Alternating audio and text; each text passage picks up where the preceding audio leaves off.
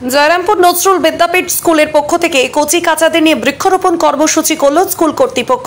যারা আগামী দিনের ভবিষ্যৎ তারাই আগামী দিনের জন্য গাছ লাগাও প্রাণ বাঁচাও স্লোগান তুলে গণেশপুর বাসস্ট্যান্ড থেকে বালিগড়ি মাঠ পর্যন্ত বৃক্ষরোপণ কর্মসূচি করল খুদে পড়ুয়ারা। স্কুলের পক্ষ থেকে রাস্তার দুই ধারে ঘন পার্থেনিয়াম গাছ নির্মূল করা হলো। প্রায় 150 জন পড়ুয়া ও অভিভাবক সহ শিক্ষক শিক্ষিকা এবং এলাকার বিশিষ্ট ব্যক্তিরা পাশে থাকে এই কর্মসূচি চলাকালীন। সেই সঙ্গে এই বর্ষায় কোথাও জল জমলে কিভাবে ডেঙ্গু বিস্তার হবে তারও ব্যাখ্যা করে মাইকিং প্রচার করলো স্কুল কর্তৃপক্ষ। স্কুলটি অবস্থিত খানাকুলের গণেশপুর নপাড়ায়। জয়রামপুর নজরুল বিদ্যাপীঠ স্কুলের ভূয়সী প্রশংসা করলো খানাকুল সনাতন ব্রাহ্মণ সমন্বয় ট্রাস্টের সাধারণ সম্পাদক সুরজিৎ চক্রবর্তী। তিনি জানালেন, এইভাবে প্রত্যেক শিক্ষা প্রতিষ্ঠান শুধু নয়, বিভিন্ন শ্রেণীর সাধারণ মানুষকে এগিয়ে আসতে হবে আগামী দিনে। আমাদের এই পৃথিবীকে আরো সুন্দর করে তোলার জন্য গাছ না কেটে গাছ লাগাতে হবে। স্কুলের পক্ষ থেকে আজকের বৃক্ষরোপণ কর্মসূচি নিয়ে স্কুল কর্তৃপক্ষ, অভিভাবক ও খুদে পড়ুয়ারা কি জানালেন দেখাবো। বিজ্ঞাপন লাইভ করতে এবং যে কোনো রকমের খবরাখবর জানাতে যোগাযোগ করুন নিউজ অগ্নি দপ্তরে 9903070007। ব্যুরো রিপোর্ট, নিউজ অগ্নি। নামে নয়, কাজে সাংবাদিকতা।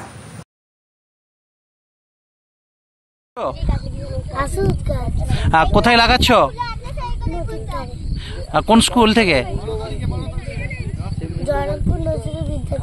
তুমি তো এখান দিয়ে যাতায়াত করবে, রোজ গাছটাকে লক্ষ্য রাখবে তো যখন যাবে এটা দিয়ে? কেউ যদি তুলে নেয় গাছটা? তোমার নাম কি? গাছ লাগাচ্ছ? কোথায় লাগাচ্ছ? কোন স্কুল থেকে? তোমার নাম?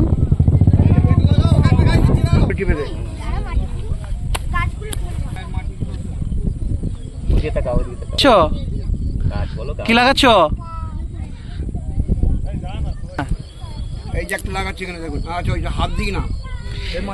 কি গাছ লাগাচ্ছ?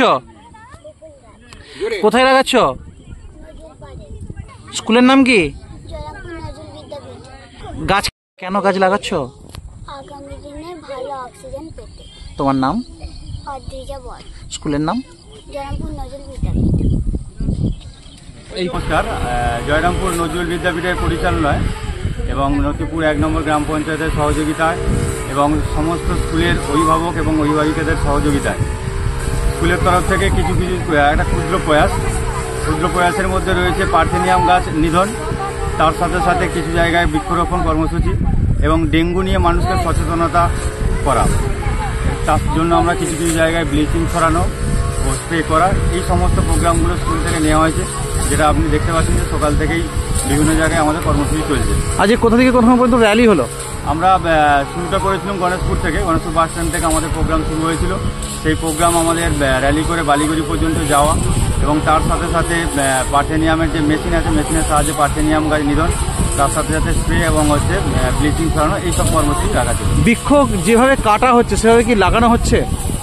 সেই জন্যই আমরাও আমাদের একটা ক্ষুদ্র প্রয়াস স্কুলের তরফ থেকে, যাতে করে অন্তত কিছুটা আমরা বৃক্ষরোপণ করতে পারি এবং কিছুটা মানুষের মধ্যে সচেতনতা আনতে পারি। সাধারণ মানুষকে কি বার্তা দেবেন আজকে এই বৃক্ষরোপণ নিয়ে? সাধারণ মানুষের প্রতি আমার এবং আমাদের স্কুলের তরফ থেকে বার্তা, প্রত্যেকে যেভাবে আমরা গাছ নষ্ট করেছি, যদি আমরা প্রত্যেকে একটু সচেতন হই এবং বৃক্ষরোপণ কর্মসূচি প্রত্যেকে নিজেদের মধ্যে এগুলো করতে থাকি এবং জমা জল যদি আমরা জমতে না দিই, কারণ জমা জল জমলে সেখানে ডেঙ্গুর আবির্ভাব হবে, ডেঙ্গুর মশার। সেই জন্য আমরা প্রত্যেকে সচেতন হব এবং বাড়ির যে বাচ্চারা রয়েছে তাদের প্রতিও যত্ন নেব। আপনার পরিচয়? আমি রাজকুমার চক্রবর্তী, এই জয়রামপুর নজরুল বিদ্যাপীঠের সেক্রেটারি। নমস্কার, আমি জয়রামপুর নজরুল বিদ্যাপীঠের একজন অভিভাবিকা। তো আমি স্কুল থেকে যে উদ্যোগটা আজকে নেওয়া হয়েছে, ছোট ছোট বাচ্চাদের দ্বারা যে গাছ লাগান, পরিবেশ বাঁচান, সচেতন করা হচ্ছে। আর এখনকার বর্তমান যুগে দেখা গেছে গাছ লাগানোর পরিমাণ খুবই কমে গেছে, যার ফলে আমাদের পরিবেশ দূষণ হচ্ছে, তার সঙ্গে আমাদের বিভিন্ন ধরনের অসুবিধা হচ্ছে। বৃষ্টি তো হয়ই না এখন, যেহেতু গাছ নেই সেই জন্য। কিন্তু এই ছোট ছোট বাচ্চাদের দ্বারা যে স্কুল থেকে একটা উদ্যোগ নেওয়া হয়েছে, তাদের হাত দিয়ে গাছ লাগানো হচ্ছে, তাদেরকে ভবিষ্যৎ সম্পর্কে সচেতন করছে যে ভবিষ্যতে তোমাদেরও গাছ লাগাতে হবে আর তোমাদেরকে পরিবেশটাকে বাঁচাতে হবে। এই যে উদ্যোগটা স্কুল থেকে নেওয়া হয়েছে, এবং হয়তো তারা ছোট বাচ্চা, তারা হয়তো এক্ষুনি সেই জিনিসের মর্মটা বুঝবে না, কিন্তু এই জিনিসটার উদ্যোগটাকে তারা সারা জীবন হয়তো নিয়ে চলবে এবং পরিবেশকে রক্ষা করবে। আর এই কাজে আমাদের সহযোগিতা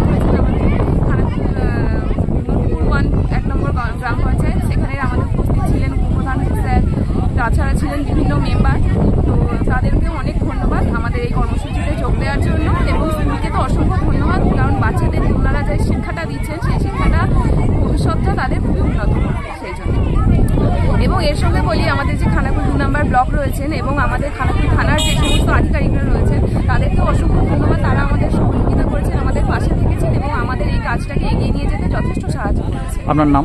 আমার নাম ঈশিতা ব্যানার্জি। স্কুলের নাম? স্কুলের নাম জয়রামপুর নজরুল বিদ্যাপীঠ। আমি নতিপুর 1 নম্বর গ্রাম পঞ্চায়েতের একজন সদস্য। আর এখানে এই স্কুলে আমার মেয়ে পড়ে। আমি একজন অভিভাবিকা এবং পঞ্চায়েতের সদস্য হিসাবে আমি এখানে রয়েছি। সবুজ পাতায় অবুঝ হাসি, সবুজ পাতায় অবুঝ হাসি, বন্ধু মেলে হরেক রকম, বন্ধু মেলে হরেক রকম, গাছ যোগায় অন্ন, গাছ যোগায় অন্ন, গাছ যোগায় অন্ন, সবুজ পাতায় অবুঝ হাসি, সবুজ পাতায় অবুঝ হাসি, বন্ধু মেলে হরেক রকম, ছোট ছোট যুক্তি, ছোট ছোট যুক্তি, একটি গাছ একটি প্রাণ, একটি গাছ একটি প্রাণ, একটি গাছ একটি প্রাণ, পার্থেনিয়াম করোনাস, পার্থেনিয়াম করোনাস, পার্থেনিয়াম করোনাস। আমরা গাছ করেছি নষ্ট, আমরা গাছ করেছি নষ্ট, জল জমতে দেব না, জল জমতে দেব না, একটি গাছ একটি প্রাণ। সকলকে শুভেচ্ছা জানিয়ে আমি আমাদের পরিবেশের গাছ নিয়ে কিছু বলতে চাই। তো গাছ হলো আমাদের জীবন রেখা। আপনাকে জগদীশ চন্দ্র বসু বলেছিলেন যে গাছের প্রাণ আছে। আমরা সেটা বিশ্বাস করি না বা গুরুত্ব দিই, তা না জেনে আমরা অনেক গাছ ধ্বংস করে ফেলেছি এবং আমাদের অনেক ক্ষতি হয়েছে এবং আমরা এখন সেই ভুল বুঝতে পারছি। গাছ আমাদের বিভিন্নভাবে উপকার করছে। সত্যি যদি গাছ আমাদের গাছের জন্য প্রাণ থাকতো, সে আমাদের এত উপকার করতো কিভাবে? গাছ আমাদের অক্সিজেন দেয়, যেটা ছাড়া প্রাণী জগৎ বেঁচে থাকতে পারে না। তাহলে চলুন আজ আমরা গাছ সংরক্ষণের ভূমিকা কিছু জেনে নিই। গাছের প্রাণ আছে। গাছ আমাদের অক্সিজেন দেয়, যেটা ছাড়া আমরা বাঁচতে পারি না। গাছ আমাদের ছায়া দেয়, যেটা অসহ্য রোদ থেকে আমাদের মুক্তি দেয়।